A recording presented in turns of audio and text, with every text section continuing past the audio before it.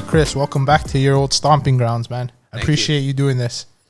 So it's since 2019, you became a recognizable face with the whole freedom thing. A lot of people know you as Chris Sky, aka Chris Saccoccia, but what we don't know is, what did you do before that? How did you build such a, I guess a nice face with the name? Well, for starters, I built the building that we're sitting in right now. I didn't even know until I got the call from my campaign manager. Like, yeah, you got to go to address 7611 Pine Valley Drive. I just started laughing because, I've been in building and development since I was, since I was 13. I was working on construction sites, but we started doing our first developments when I was around 18 or 19.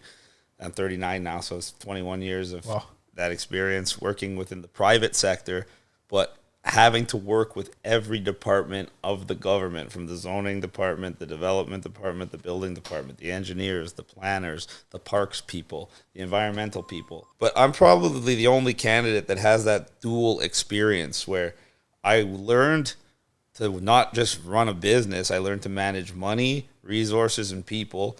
I learned to obtain project financing from the largest lenders in Canada by putting together the pro formas that spanned across, in some cases, up to 5 years. And I would secure tens of millions of dollars from these firms based on my calculations. So my calculations had to be accurate. Yep. So I know what things are worth. I know how long it takes to get things done, and then I'll get it done faster than how long it's supposed to get to take things done, even when I have to cut through the red tape of City Hall every step of the way.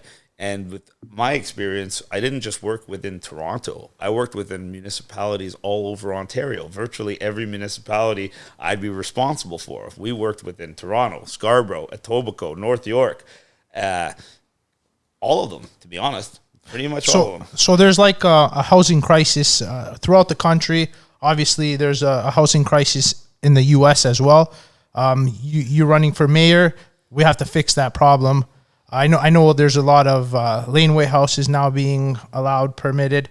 What is it that you're going to be able to do that's going to help them, especially with the need for houses, but also to combine the affordability? Well, first of all, I'm going to throw the government under the bus here, because we all know that the number one cost associated for any building or developer is the government. We all know that the number one delay is the government. If you're buying a house for $1 million, over $300,000 of that cost is government taxes, fees, and levies. Over 30% of the cost of that house. So how can we eliminate some of those costs, and how can we eliminate the biggest cost for developers, which is interest payments on the land and length of time in general for the project? Easy.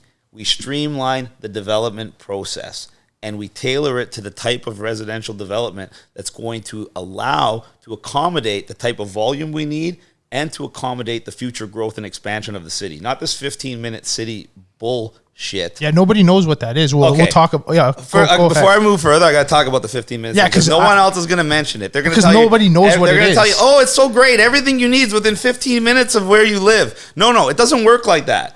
They're designing these new little mini cities that they call districts, where your building is going to have 500 or 600 units for living.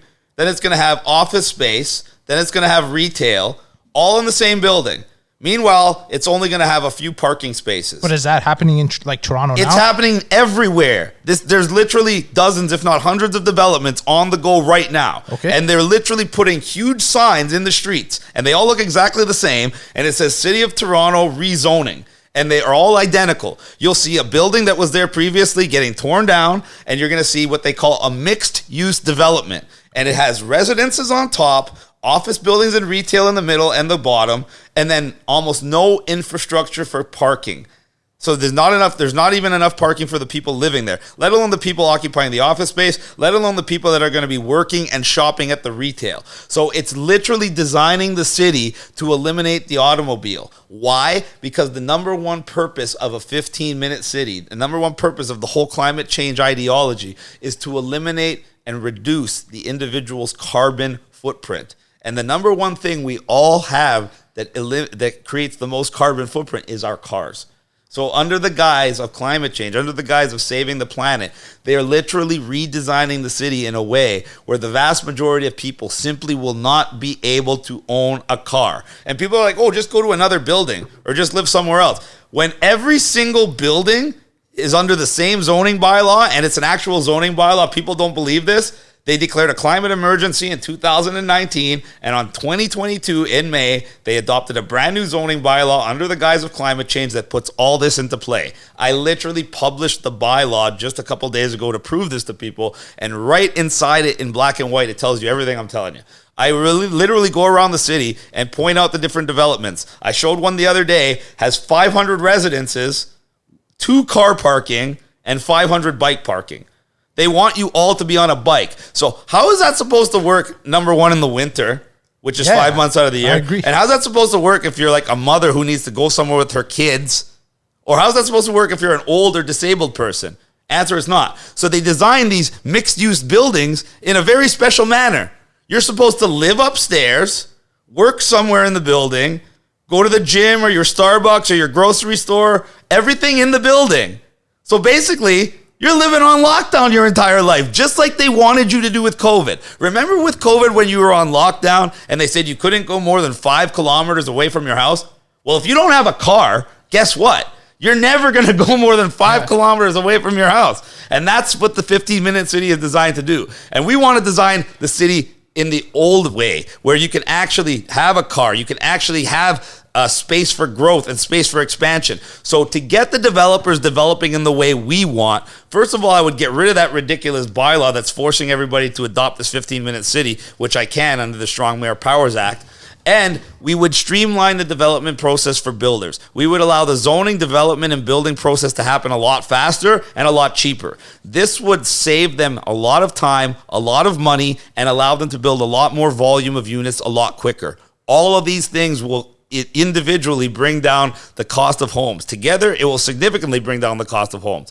And then, to put the icing on the cake, because we need to give something to everybody and leave nobody behind, we're going to have, for these developers to get these incentives, they're going to have to participate in a brand new rent-to-own program on a percentage of these units. That's smart. It's the only way that you're going to have either students, low-income families, single people, or virtually anyone living in Toronto who doesn't make over 6 figures able to own a home. So the rent-to-own program, it's like instead of getting a mortgage, the builder's going to give you the VTB, something like that? It'll probably come through the government. The way we're going to set it up, the builder's going to have to backstop it by giving the units to the government at a big discount. Okay. So the government can still be able to make these basically interest-free loans with very low down payments. And they're for people, I guess, of lower income people, first-time home buyers, students. Because right now, if you're a low-income person, you're single, or you're a student, what are you doing? You're paying rent with a roommate.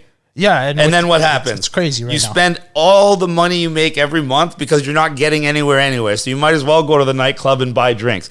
However, if you're in that rent-to-own program and me and you are roommates and we're spending that same amount of money, but now it's going into equity towards our home. Of course. Are we going to spend every dollar every month, or are we going to be more incentivized to save and invest in our future? It's going to change the entire landscape of the city. It's going to attract billions of dollars of extra development to the city. It's going to attract thousands of jobs. It's going to bring up the GDP, and it's going to help us balance that budget. People don't know this, but they're already projecting a $1.5 billion budget deficit for the next 3 years. And what did Olivia Chow and all of them want to do? They want to raise your taxes. They want to raise your fees. Why? Because a politician doesn't even know how to make money. That's why they're a politician. When they say I'm a politician, what does that mean? They've been living off us for 40 years. When they say they're going to raise revenue for the city, what does that mean? They're going to raise your taxes, they're going to raise fees, levies, and fines. When I say I'm going to raise revenue for the city, what does that mean? It says I'm going to create the conditions that attract billions of dollars of investment and billions of dollars of infrastructure development that's going to provide for the city, provide for the people, provide jobs, provide a future, provide opportunity, and help us get rid of this friggin' deficit. So let me ask you a question. When you were building, I guess, your father's company there, you had a lot of red tape.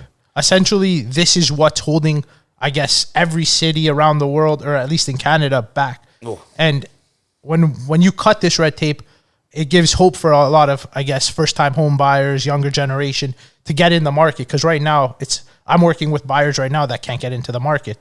and obviously you're going to be doing it in Toronto, there's going to be some sort of limitations. But what happens when that person comes knocking on your door and says, hey, Chris, this is not how it works. Like, we're a big donor of the city, contributor to the campaign. And what happens in that case? Because let's face it, every time you go to a project, it's a big name company. It's the same company.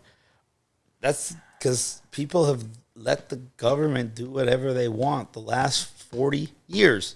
And every year, the same thing has happened. Like you said, the same companies get contracts. The same money goes missing. The same waste occurs. And every single year, the government gets bigger and spends more. And every single year, we have higher costs of living, higher poverty, longer lines at food banks. So maybe people need to understand, Rob Ford said this, that fiscal responsibility is the primary concern of government. When you have a smaller, more efficient government that spends less but still provides the same services, all of a sudden you have money left over for the people. All of a sudden you have prosperity. All of a sudden you have opportunity. All of a sudden you're moving in the right direction. And that's all we have to do. We just have to. Do you think this is why the mainstream media doesn't give you the face time like other candidates, that they don't want you to participate in debates? Is it because they're scared that you're going to expose them? The mainstream media is an employee of the government. What do people not understand? They literally had to be labeled government-funded media on the internet. So if you're government-funded media, you might as well just be called part of the government. Because if the government's paying you or you would be bankrupt, that means the government controls you. So if the government controls you, what does that mean about all the candidates that they're showing on the government-controlled media? It means the government also controls those people. Why won't they put me on the media? Because they don't control me. They don't own me. Why don't they want me in the debates? They can't control me. They don't own me. Why don't they allow me to advertise? Because they're owned by the government. Does everybody know that? You know why you won't see my ads on TV? You know why you don't hear my ads on the radio? You know why you won't see my face on buses or in the TTC? It's not because we don't have the money. We have a lot of support. We have more than enough support to advertise. However, because these companies all take money from the government, they will not allow my ads. They will not even answer our phones. In fact, starting tomorrow, I'm going to start making videos of all the times I call all the different advertising companies to show you how they simply will not call us back. And we're going to make a collage of the literal dozens and dozens of times we call to show you how corrupt the system is, how desperate the system is. If you listen to the polls on TV, I'm non-existent. Olivia Chow is untouchable. Yeah, we get calls. Like, I get these calls, hey, like I said, I can't vote. I'm from Woodbridge. But I get a call and you're not on the list. And it's like, okay, who are you voting for? Okay, not named candidate. It's like the fifth or sixth option. It's like, I'm trying to figure out why don't they either say everybody's name or why don't they make it fair? And because it's not supposed to be fair. Nothing in life is fair. They try to rig the election in every way, shape, or form possible. Then even when they show you a poll with Olivia Chow and say, oh, she's got 30%, and the next closest person's got 14%, she's untouchable. They leave out the last two categories. Yeah, polls are designed. No, wait. Let me tell you this. The last two categories in the polls that they don't even tell you, the ones that they actually report on. The last two categories are undecided voters. Yep. And that was over 20%. And you fall into that category there. And then the last one was voting for someone else. And you fall into there. And that was another 20%. 100%. So the undecided and the voting for someone else is over 40%. Olivia Chow is only 30%, but she's untouchable and nobody can beat her according to their poll. Then when Joe Warmington, and he's from the Toronto Sun, by the way, he's a columnist for the Toronto Sun, he created on Twitter a whole bunch of polls, because on Twitter you can only put 4 people in each poll. So he grouped a whole bunch of the different presidential candidates in a whole bunch of polls. And because he knew that everybody would like to see what I would do against Olivia Chow, in my group, I had a very tough group. I had me, Olivia Chow, Anthony Fury, and Mark Saunders. Okay. And guess what happened? I got more votes than all three of them put together. Olivia Chow got something like 5%. I was sitting around 60%. So I absolutely crushed her. Then Joe Warmington took it a step further. He took the winner of all the other polls, including the one I was in, and he put us all into one final poll, the winner of the winners. And guess what happened there? You won that poll? I won with 79.8% of the votes in that poll. Wow. Meanwhile, the mainstream media pretends that I'm a fringe candidate, pretends that I can't win, pretends that it's not worth putting me in their poll. That's all lies. When Olivia Chow had her grand opening last week, her office is about an 8-minute drive from mine. And by the way, there's over 100 candidates. Only 5 of us have an office. I'm one of the people that has an office. Well, when you see the polls, not too many people pay attention to like polling out of 10 people. And then we don't know who those 10 people are. Yes. It could be their associates. Exactly. So if you pull 3 out of 10, it's 30%. And when they tell you Right. random people, it's not random people. They got those phone numbers from somewhere. They got them from a call list. Yep. So they could have got them from NDP voters, Liberal voters. They're not random. They're never random. They always lie. Do you? But I want to explain this. Olivia Chow had her grand opening. She had the full support of the mainstream media, CP24, CTV, CBC, Global. They all promoted her event. She got about 30 or 40 people to show up, and she's supposedly the front runner. She's got an NDP far left support base that's so vehement that they're always out there and cheering for her. 30 to 40 people. Meanwhile, I'm completely banned on the media. I had to rely on just word of mouth and social media, and we had over 2,000 people show up at my Yeah, I saw the YouTube video. It was fantastic. Yeah. So how do you explain all this? I think Rebel News came out. They did. Rebel News was there. What do you think of Rebel News? Oh, they tried to do a hit piece on me about a year and a half ago, which I ended walking out of. And I still don't know to this day why they did it, but I have to give them respect for coming out to the party, the barbecue, and giving me an interview and giving me airtime. And they actually covered me the week before when we were at the Worldwide Rally. So at least they're showing a little bit of integrity and class and actually showing people what's going on. We had a literal parade in the streets with hundreds of people on March 20th with a massive banner that said Chris Sky for mayor, and they'd never even. There's not even a peep of it anywhere. Like, how did you get the idea to run for mayor? Like if you ran for Woodbridge, I'm checking Chris Saccoccia right there, and I know a lot of people too. So what made why mayor of Toronto? Because Toronto's the most important city in the World Economic Forum agenda.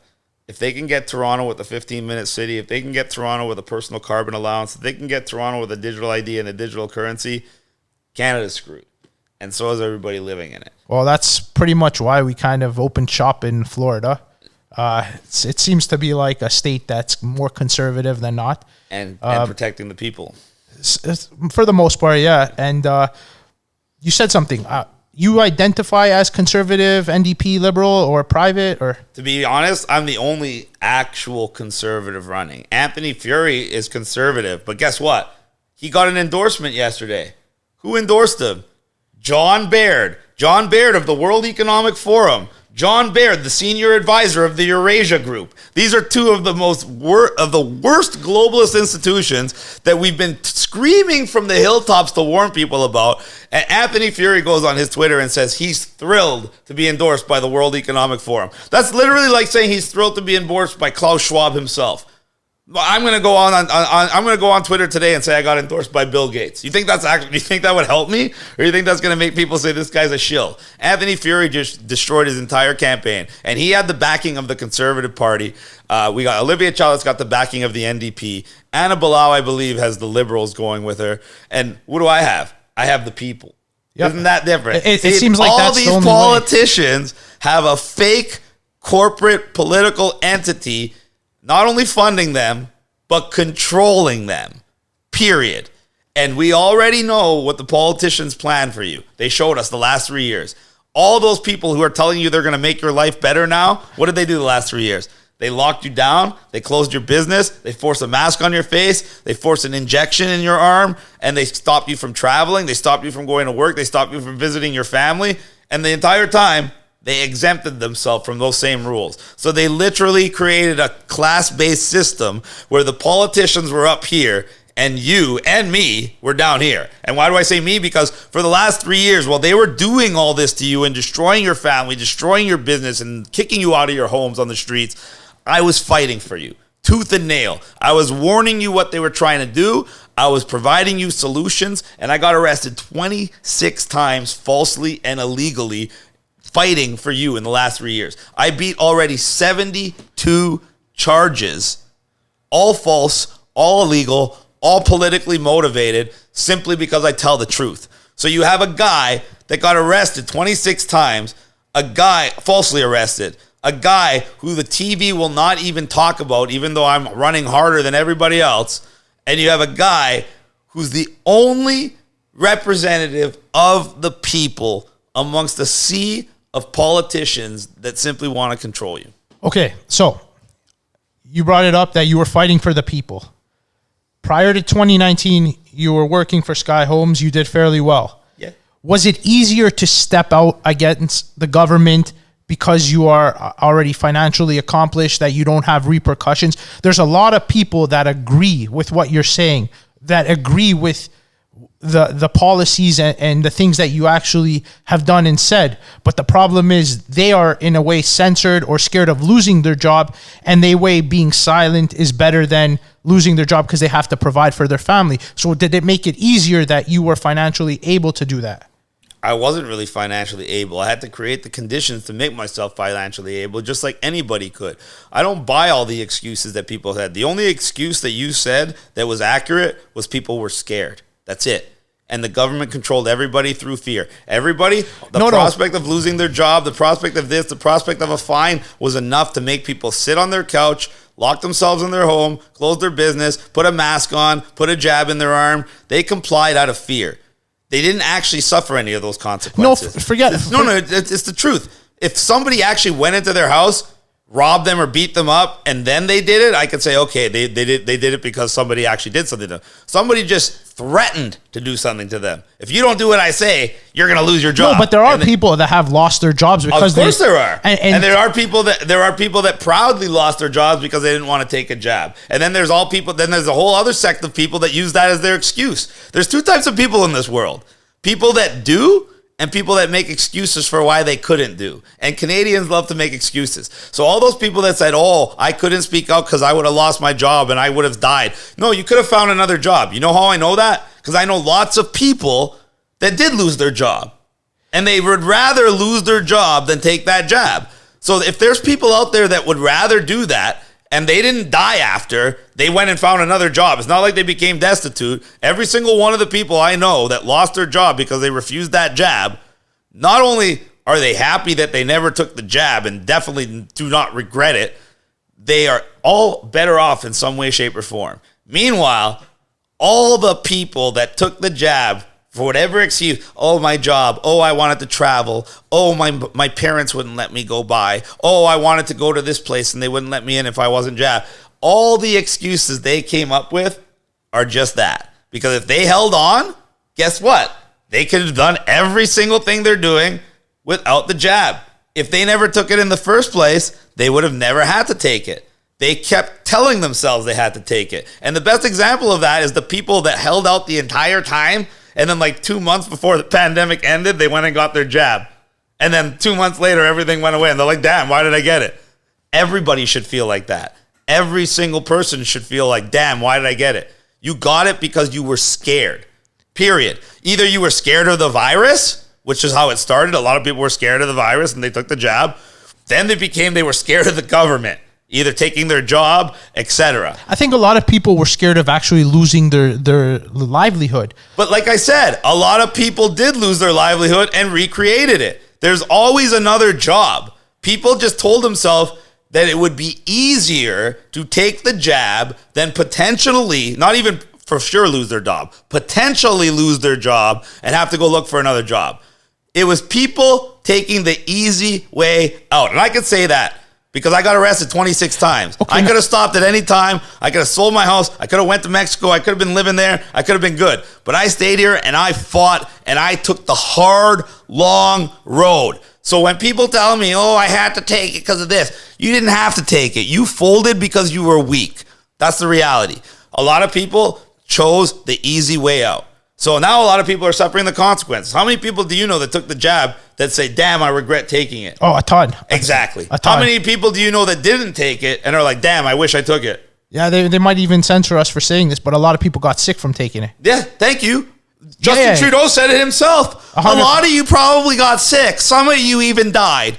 but nobody forced you to take it. No, we just told you that if you don't take it, 100%, we're going to take everything away from you. And that fear, but there is an actual reality of people losing their job, but not just for the job, even speaking out. There's now a big social issue about once again, it's fear. It's fear. Are you guaranteed to lose your job and die and lose your house because you spoke out? Absolutely not. But they think that it's a possibility. And for the vast majority of people, the mere possibility of potentially losing their job or their livelihood in any way is more than enough for them to sit down, shut up, and pretend nothing bad is going on. And that makes them not just complicit, that makes them a collaborator. Because, as the old saying goes, and nobody likes to hear this in this day and age, all evil needs to succeed is for good men to do nothing. And that's exactly what we witnessed this last 3 years. I know so many supposed good men that sat down, put a mask on, put a jab in their arm, and shut their mouths. And even worse, started yelling at people that were speaking out. That's even worse. Yep. It's one thing to sit there and not do anything, sit there and keep your head in the sand. But what about the people that were actually going out and attacking, verbally, physically, and otherwise, the people that were fighting for people, the people that were trying to protect all the people that now took that jab and are sick or dying? Yeah, so now there's another issue going on. I'm not sure what the mayor powers have, but there's a big topic on the transgender in schools. Oh, I got that covered. That's my number one. That's woo. I'm ready. I got to ask you that because right now, like, there's a lot of it, and a lot of people are scared to talk about it. I'm not scared to talk about it. Not you, but a lot of people. But for the people here, like, they don't want to talk about it because it's such a controversial. Once again, they don't want to talk about it because they're scared. Why are they scared? Because someone's going to call them a bad name. Are you anti-LGBT? And that stupidness, like childhood little bullies. Oh my God, I better not speak out. They might say something to me. That is how weak we have become as a society, that you will literally watch your child get sexually abused and even promote it because you're afraid that they might call you a bad name, and you call yourself a parent. I think I have a solution. I have a solution. It's very simple. There's going to be no more drag shows for children. And all these groomers, and that's what they are, these groomers want to pretend, oh no, it's drag queen story time. It's just people reading stories. No. They are actually sending in drag queens, which are men dressed like female strippers, to do exotic dancer style shows that they call performances for children. Okay, but now on the other side of the coin, there are those people that are proud to do it. So they can do it for adults. From now on, when I become mayor of Toronto, not only are they did, or they can do it for their kids if they adopt or whatever. No, they're not going to do it for their kids either. So here's it's going to be called child grooming. It's called Sexual 19 of the Criminal Code. And it's sexualizing children is a crime punishable with a minimum sentence of 2 years in jail. There's a difference. And when I get elected as mayor, I'm going to create. I'm going to say this. When I get elected as mayor, I'm going to work with the Toronto Police Service, and I'm going to create an anti-child grooming task force. And these people are going to go around, and they're going to round up, and we're going to collect all these people that are trying to sexualize, confuse, and pervert children. And I don't give a crap if you're LGBT. It has nothing to do with that. It has to do with people wanting to have performances that are adult-oriented in nature for children, period. Whether you're gay, straight, bi, identify as a goat, I don't care. If you want to perform in scantily clad outfits with erotic style dancing for children, you're going to be charged as a child sex offender. I hope I made myself clear. And we already saw this at York Mills Collegiate. It's an elementary school, and they hired, with our municipal tax dollars, a supposed award-winning drag queen to come to the school and dance provocatively for these children. And it was sponsored by the Deputy Mayor of Toronto, Jennifer McAlvey, whose resignation I'm publicly calling for this. And she sponsored, promoted, attended, and used our tax dollars to fund this garbage. And the children of the school were so taken aback. I got a phone call from a child and his mother who did not want this to happen. So I put them in touch with Dos Alexander, the young man who got kicked out of his school for having the audacity to declare that there's only a male and female gender, and actually got arrested for it. But we created a protest at York Mills Collegiate, and we stopped that drag show from happening. There was an entire walkout of the school. There was 1,000+ people that came to support it. And that's what I did as a private citizen with a couple of phone calls. When I become the mayor, this entire SOGI, and that's where this is coming from, ladies and gentlemen, SOGI, get it in your head. SOGI. This is the new curriculum that they're trying to slip in under the radar, under the guise of language arts and physical education. They want to teach your child about sexual orientation and gender identity, otherwise known as SOGI. Here's a question.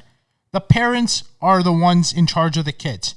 So why can't every school have a vote to see if they welcome this because the schools will not allow the parents to vote on it. When we have parents go to the meetings and try to voice opposition and try to voice concern, the police are called, they are silenced, and they are carried out, and they are called anti-trans or anti-LGBT or bigots. This is an agenda being foisted upon the children from the sickos in government because they want to destroy families. They want weak children that the government can control.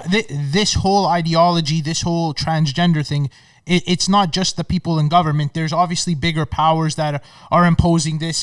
It's in the U.S. as well. It's coming from the places like the World Economic Forum, which is why we're trying to get globalism and all their candidates like Anthony Fury kicked out of the country. In my administration, any counselor or any member of my administration that shows any ties whatsoever to these globalist organizations will have to tender their resignation because this is a clear conflict of interest. You cannot serve the people of Toronto while you're serving Klaus Schwab in Davos, Switzerland. Just to clarify, you have nothing against the transgender community? Absolutely not. If you guys want to have drag shows, have them 7 days a week, 24 hours a day, as long as they're 18 plus. I don't care what you do. But you're not going to sexualize children. It's that simple. And 99% of the LGBT community is in agreement with this. They want to be left alone. They want to be accepted by society, which they are, until they start trying to sexualize, confuse, and pervert children. Do you think that a lesbian or a gay guy automatically have to just support this trend because they fall Absolutely not, and they don't. One of the most popular online sites is called Gays Against Groomers. They're all over social media, and it's all people from the LGBT community that are 100% against this. I talk to trans people every day, and they applaud me. They applaud me because they know that I'm on their side because they don't want to be associated as groomers and pedophiles. So you can distinguish or differentiate It's very themselves. easy to differentiate. Okay, with that being said, when you win for mayor, will you attend the Gay Pride Parade? I probably won't attend it because I don't agree with the Gay Pride Parade because they allow children there. If they made it 18 plus and wouldn't pretend that it's child friendly, when a child's going to walk by and they're going to see two guys in thongs and leather with gags in their mouth, bent over, spanking each other, and that's just a mild video example, you can't call that child friendly. You can't say that that's not perverting children. You can't say that's not sexualizing children. And once again, I don't agree with it. This whole rainbow ideology is anti-children. And it's actually anti-LGBT because the LGBT community is just fine. They don't need to keep pushing it and pushing it and pushing it because now they're turning people against them. And they're turn everybody against them when they go after the kids because the kids are the line in the sand that can never be crossed. And they're trying to cross that Rubicon right now, and they figure that they have the parents so weakened and so disenfranchised that most of them won't speak out. But guess what? They will. And especially in the ethnic communities. The Chinese Christians, the Muslims, the Catholics, none of these people are going to stand for this. And that represents a very large portion of our population. Well, what's happening, what I see now online and stuff is if you speak out, you're on a front page newspaper, this person spoke out about this, and they almost try to embarrass you. Of course they do. I'm not embarrassed. Put me on the front news. Say that I'm against transgenders performing for children. I'll say it 1,000,000 times. I'm proud of it. So many parents probably agree with what you're saying. There has to be a way where there's a balance for both parties, and and hear me out. This is what I'm thinking. Sorry, there's no balance. One sec. There's no balance. You're not sexualizing children. You're not bringing LGBT propaganda to children. You're not telling children there's 76 genders. You're not telling children that they could choose their own pronoun on a daily basis. You're not telling children that they can identify as a man, woman, or a cat. You're not going to reprogram children in a way that's going to limit and destroy their potential for development and their potential for success in life. Sorry, not on my watch. You can try that garbage in North Korea. And anybody that supports that is going down. I don't think there's no balance. There's no compromise. None of that bullshit. It stops with the children. And it stops right here, right now. I don't think North Korea would allow that. I think they're pretty tough with that stuff. But to be honest with you, I was thinking, what about if it always went to a vote? Parents, if they want their kids, if they're comfortable with their kids doing it, listen, you're doing what's best for everybody, right? So if the people wanted it, if let's say now you have kids and you don't mind it, they can go to a school. But let's say now overwhelmingly there's a vote and the majority say they don't want it. Why not just have schools that say, okay, this is what we allow and this is what we don't allow? Why not allow them to have their say in a place that they feel comfortable? It's not going to spread. I don't give a shit if they feel comfortable. I don't care how comfortable you feel sexualizing and abusing children. But I don't care. I know these people are very comfortable sexualizing and abusing children. They get off on sexualizing and abusing children. So they're always going to agree with that. Now we're talking about like law and actually breaking the law. This is breaking the law. But there's by the criminal code, section 19, sexualizing children is breaking the law. If you do not believe that a grown-ass man dressed like a stripper from the pro down the street and dancing, writhing around on stage, bending over, spreading their ass cheeks, sticking their tongue out, touching themselves provocatively is sexualizing children, then I'm going to have to call you a pedophile and a groomer. I'm sorry, because that's what you are. And anybody that thinks that's okay, you're a pedophile and a groomer, and you're a criminal. It's not a metaphor. You're a pedophile, you're a groomer, and you're a criminal. And you're convicted. You'll be convicted of sexual guys, it's not talking about me, so don't worry about that. I'm not talking about you. I'm talking about anybody who thinks it's okay for a grown-ass man to dress like a girl stripper and dance like a female stripper in front of children, period. If you are okay with that, you are a criminal and you will be prosecuted. And that's not going to be allowed in my Toronto. Do you think some of the reason why the mainstream media supports the candidates that they're showing is because they are aligned with this ideology? The mainstream media supports the candidates who are bought and paid for by the government, just like the mainstream media is. The media and those candidates that they show on the media are all owned by the government. That's why they will not talk about Soji. They will not talk about 15-minute cities. They won't talk about any of the things I'm talking about. They won't talk about any plans that are actually going to make your life better. They will just give you their ideas, fake ideas of how they're going to help you. They won't actually tell you how they're going to implement those ideas, and they won't actually help you. In fact, they're there to ensure that nothing changes, and the same thing that's been happening the last 30-plus years continues to happen. It's that simple. This entire election process is designed so you feel like you have a choice, but in reality, they want to give you no choice and they want to give you no change, but the exact same agenda that has started before the election. Do you have any plans to open up more hospitals or fix some of the healthcare issues? Well, we definitely would want to fix a lot of the healthcare issues, and that would come with the first part of our platform is trying to get rid of the waste in this budget. And we know in the $16.1 billion budget, there's literally billions of dollars of waste. And when we go through it and we recoup all that money, we can put it into social programs like repairing the healthcare system. We can put it into social programs like helping the homeless people. And we can create social programs for those homeless people, not just give them housing and throw money at them. We can address the root causes of homelessness so we can actually start to get it under control rather than continue on the path which we're continuing on, which is one of the fastest growing homeless populations in the entire developed world. All right, we're going to play a little game here. You're going to have your chance to go face-to-face with some of the people that I'm going to bring out here. And you can say what you want. Keep it brief. Say one thing to each of these people. First person, Andrew Tate. What do you think? Well, he had the chance to work with me when I was in England. Somebody who's a mutual friend of ours contacted him right in front of me. He answered the phone right in front of me. I could hear him talking on the phone. And the gentleman it was both of our friends, said, Andrew, I'm with Chris Sky. You know who that is? And he said, yeah, I know who that is. He's like, well, he wants to do a podcast or he wants to do some kind of show with you. He thinks it could be really influential and help people around the world. What do you think? Tell him to pay $5,000 and join my Hustlers University. That's what he said. Do you so think what do I think of Andrew Tate? I think he doesn't genuinely want to help people. He's doing everything that he's doing for clout and money. And I think they're actually using him to try to pass new laws against men called anti-misogyny or anti-toxic masculinity laws, which they already tried to pass in the UK and then failed miserably, and then tried to reintroduce them after he surfaced in the UK in the schools, and the children were acting out like Andrew Tate, and oh my God, we got to address this problem. So I believe they're using him to further their agenda. Do you think he was actually in jail, or do you think that was what's your opinion? I can't speculate. I have no idea. It seemed like he was in jail. He was in Romania. Who knows? All right, it gets better. Because we're in Florida. Ron DeSantis, what do you say to him? In my opinion, he did the best of all the governors in the United States for COVID. Florida was thriving while everyone else was suffering. Florida was living life while everybody else was locked down. And Floridians had the best economic prospects. The Floridians had the best mental health outlook before and after COVID. And you can't say he did anything wrong there. And I love what he's doing. He's just like me. He's trying to protect the children. They're banning gender reassignment surgery for young people, which makes perfect sense. Once again, leave the kids alone. Would you ever move to Florida?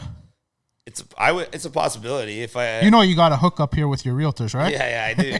Florida. If I was gonna live somewhere in the States, it'd probably be Florida, not Miami, but Shout out Florida. Go Panthers. All right, Mr. Trump. Well, I believe he's gonna be the next president again. Do you like the guy? I like him a lot more than Biden. I have to criticize a few of the things he did. Like, he still acts like a politician. He still does what he thinks is gonna. Do you think he's genuinely his heart's in the right place for Americans? I think he's going to do better for America than any other prospect they have right now. But to be honest with you, obviously U.S. President, Toronto Mayor, there's kind of some similarities with the way his campaign does things, your campaign. The mainstream media obviously goes against him, doesn't show you. Yeah, at least they'll run his ads, though. Yeah, who knows what he pays for them. Yeah, at least they'll take his money. They won't even take my money. All right. You gotta tell me. What do you think and what do you say to him? You're face to face now. Obviously, everybody's asking how I would deal with Doug Ford and what people think Doug Ford thinks of me running. Who do you think Doug Ford honestly would rather have as mayor? Me or Olivia Chow? Honest question. Honestly, you're conservative. He says he's conservative. Exactly. I would say that.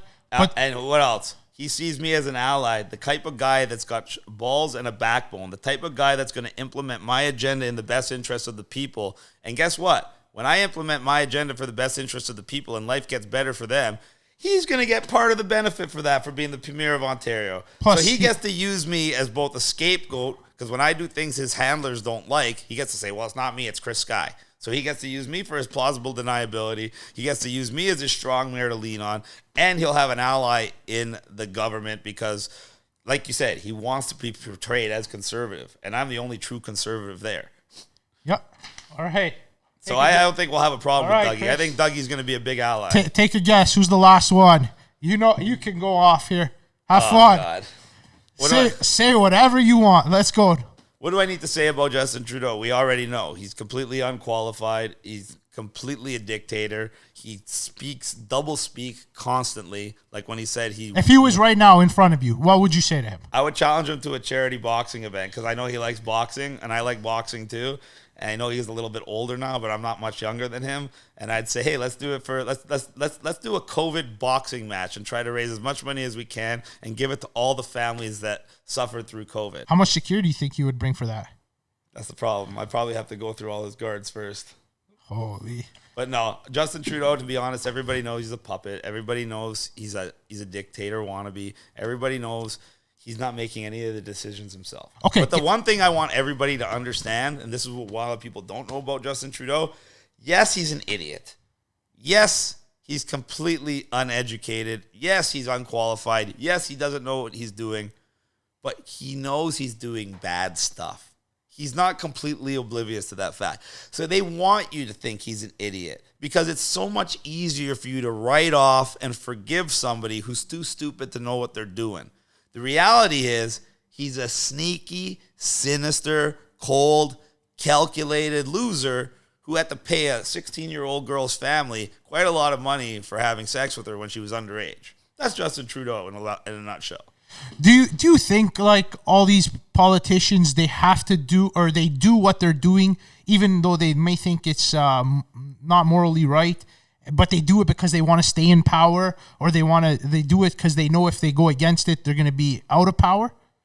It's human nature. They do it for the same reason 99% of the people put the mask on, because everybody else did it. They go along to get along. And that's going to work in my favor too, because when I get in there and I rock up the counselors and I get rid of the few bad apples of the bunch, the rest are going to fall in line like the good little sheep they are. And the reason I call them sheep is because every single one of them unanimously voted to lock you down. Every single one of them unanimously voted to close your business. Every single one of them unanimously continued to extend those lockdowns when none of it applied to them. Okay, so, one more question that came to my mind. Remember that. Okay. Any leader who's going to make a rule that only applies to you is not only not a leader, it's somebody that you should not only not listen to, but you should oppose with every fiber of your being. Remember, before we sign off, okay, just one more question that I wanted to ask. There's obviously levels of government: federal, provincial, municipal. You're obviously going for municipal, but so many times you have to get funding from the provincial, who gets funding from the federal. What happens if, for instance, they had to, I guess, offer something of substance money-wise to get something that they wanted? How will you manage to navigate it if you don't believe in it, but you need the funding to get what you want done? I'll never need their funding. And if they ever tried to withhold funding that was owed to me, I'd just make it public. I'd do a press conference. I'd let the people know what's up, and I'd let the people deal with them. They're going to be held accountable because now they don't have somebody in power that's going to protect their interests. There's going to be someone in power that's going to be protecting the people's interests. That's the difference. And you would be more public, I guess. There's so many times these conversations are behind the scenes. I'm going to make it public. I'll do a press conference and I'll make all the information public on every TV station and every news outlet possible, so the entire Hopefully country at that point, and the entire world FaceTime. knows exactly how the government's trying to screw over the people. Hopefully you're getting FaceTime at that point. Nobody is. Oh, I will be. And nobody's going to scrutinize these people like me. Nobody's going to hold their feet to the fire like I will, and nobody's going to hold them accountable like I will. So like I said, you'll probably see a whole bunch of resignations when I get power, because all the really dirty people are going to start running for the hills before I start coming for them. Well, before we sign off, like I said, if you ever need some realtors to sell some projects, we're your guys. Thank you, I appreciate it. I really do appreciate you doing this. Guys, vote Chris. June 26th, I believe. June 26th is the election. June 24th, we're having our massive barbecue. It was 2,000 plus people last time. We expect at least twice as many people. Let's get 5,000, guys. Let's get 5,000 attendees. That's the idea. And awesome. Go to our website, Chris Sky for Change, forchange.com. You can see all our videos there, our platform videos. You can donate there. Guys, help us out. Guys, you have to vote. Do not listen to the fake news. Do not listen to the psychological propaganda. They are going to tell you Olivia's untouchable and Chris Sky has no chance. Why? Because both of those things together are designed to keep you on the couch, keep you feeling helpless and hopeless, keep you feeling like you have no control over your own life or your own destiny. And it couldn't be farther from the truth. We have the power to take this election. We have the power to take this country back. Get up and vote.